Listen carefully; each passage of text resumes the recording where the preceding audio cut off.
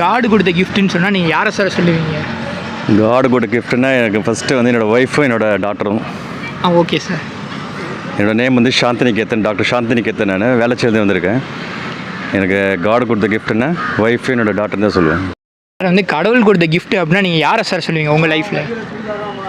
என்னுடைய மதரை சொல்வேன், அம்மா தயாமணி. ஓகே. அவங்க இல்லைன்னு இந்த உலகத்தில் நான் வந்திருக்க முடியாது. அடுத்தது எங்கள் அப்பா. ரொம்ப சூப்பர் சார்.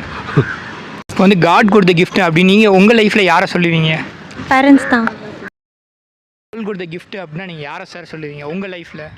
எங்கள் லைஃப்பில் கடவுள் கொடுத்த கிஃப்ட்டுனா ஒன்று புள்ளிங்க, இன்னொன்று அன்பான உள்ளம் படைத்த மனிதர்கள்.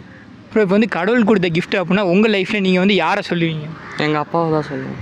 ஓகே இப்போ சூப்பர். ஏன் எதனால்? எனக்கு பிடிச்சது எல்லாத்தையும் வாங்கி தருவார், எல்லாத்தையும் பண்ணுவார், அதனால தான் இப்போ கூட